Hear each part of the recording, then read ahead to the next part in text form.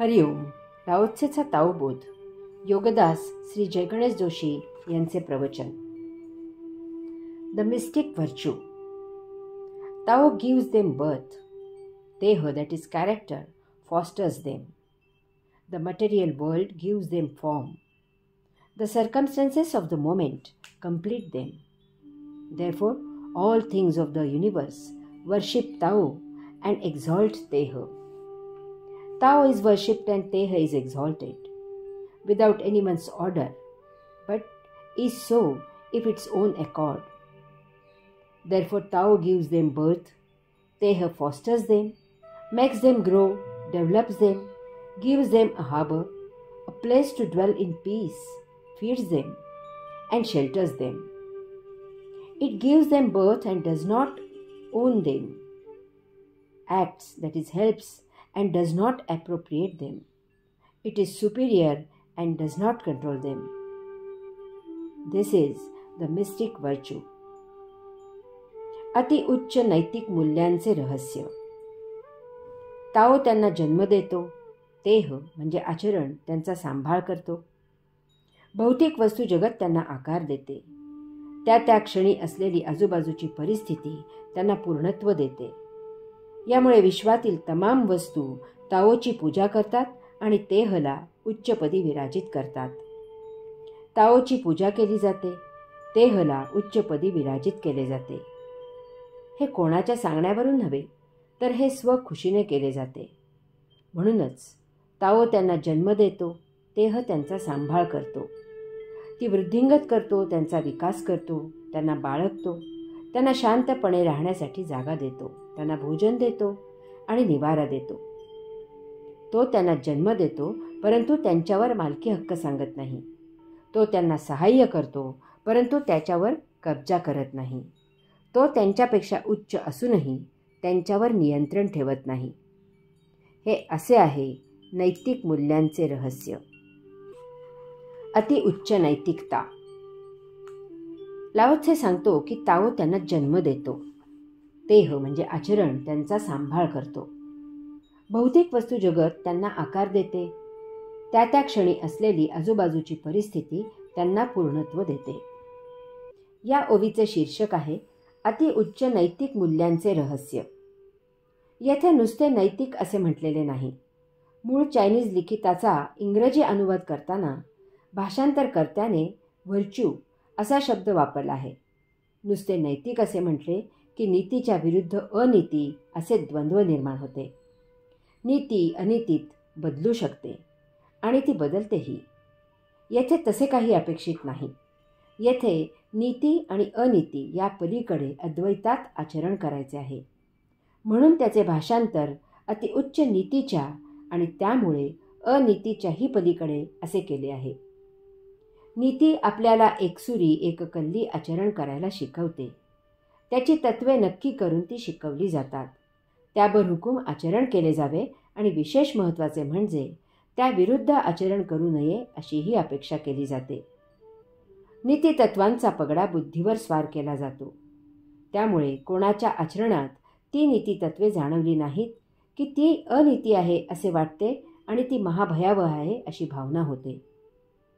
वास्तवात नीतितत्वे सांगितली की आपोआपच त्याबरोबर अनीती म्हणजे काय ते सांगितले जाते. यामुळे कोणी अनीतीने वागले तर त्यात आश्चर्य वाटण्यासारखे काहीही नाही. कारण ज्यांनी नीतितत्वे निर्माण केली आहेत त्यांनीच त्याचवेळी अनीतीचाही व्याख्या केली आहे. त्यामुळे अनीतीने आचरण केले जाणार हे गृहीतच धरलेले आहे. ही गोष्ट सहजासहजी लक्षात येत नाही. लक्षात आणून दिली तरी पटत नाही. त्यातून पटली तरी त्याप्रमाणे वर्तन करणे अतिदुरापास्त आहे. त्यामुळे ते एक रहस्य आहे, गूढ आहे. त्याचा जर भेद केला तर कदाचित त्याचे आकलन होईल आणि मग नीती किंवा अनीती या पलीकडेही आचरण होईल. रहस्य म्हणायचे कारण असे आहे की नीतीचे आचरण सहजच अनीतीला जन्म देते, प्रोत्साहित करते, वाढवते आणि जोपासते. हे लक्षात येत नाही. नीतीच्या बुरख्याखाली अनीती सुखेनैव नांदत असते, परंतु वरवर नीती दृष्टोत्पत्तीस येते. त्याखाली असलेली अनीती आतून छानपैकी मौज करत असते. त्यामुळे जीवन म्हणजे एक भूलभुलैया होते. याचा वाईट प्रवृत्ती असलेले लोक, दांभिक प्रवृत्तीचे लोक समाजकंटक गैरफायदा घेतात. चांगली प्रवृत्ती असलेले लोक बिघडतात. त्यांनाही मोह होतो आणि त्यांचे चांगले सरळ मार्गी असलेले पाऊल वाकडे पडते. नीतीच्या नावाखाली अनीतीचे उदात्तीकरण केले जाते. इतकेच नव्हे तर अनीती हीच नीतिमूल्ये आहेत असा गैरसमज होतो. सर्वसामान्य मनुष्य भाबडा असतो, तो गोंधळतो. 4 जण काय करतात, जनरीत काय आहे त्यापुढे तो वागतो. त्याला सत्यार्थ कोणी सांगू लागला तर तो त्या सांगणाऱ्यालाच वेढ्यात काढतो. रहस्यभेद भाग 1. लाओ त्से सांगतो की ताओ त्यांना जन्म देतो. देह म्हणजे आचरण त्यांचा सांभाळ करतो. भौतिक वस्तुजगत त्यांना आकार देते. त्या क्षणी असलेली आजूबाजूची परिस्थिती त्यांना पूर्णत्व देते. नीतितत्वे तयार करावी लागतात, ती सांगावी लागतात, ती मुद्दाम पाळावी लागतात. याचा अर्थच येथे अनीती आहे तसे असते तर नीतितत्वे तयार करायची गरजच नाही. याचा अर्थ येथे अगोदर अनीती निर्माण झाली आणि मग नीतितत्वे तयार करावी लागली. त्यांना धार्मिक आचरणाची झालर पांघरावी लागली. धार्मिकतेच्या नावाखाली जनमानसात नीती बिंबावी लागली. अनीती आचरणात नसली तरीही ती पुढे कधी आचरणात येऊ नये म्हणून त्या अगोदरच नीतितत्वे गळी उतरवायला सुरुवात झाली. यामुळे नीती आणि अनीती या गोष्टी म्हणजे एक समाज व्यवस्था आहे, त्या मूलभूत नाहीत. मूलभूत जे आहे ते या दोहोच्या पलीकडे आहे. एक नैसर्गिक अतिउच्च नैतिकता, नियतीला अपेक्षित असे आचरण हा आपला मूलभूत स्वभाव आहे. हे शिकवावे लागत नाही, त्या आपल्यात आहेच, याचा विसर झाला आहे. त्यामुळे नीती म्हणजे उत्तम आचरणाची स्वीकृती, यात विशेष असे काही नाही. परंतु अनीती ही नीतीची अनुपस्थिती आहे असा विचार करून त्याला नाक न मुरडणे हा मूलभूत स्वभाव आहे. कारण नीती आणि अनीती अशी दोन्हीही अस्वीकारार्ह आहेत.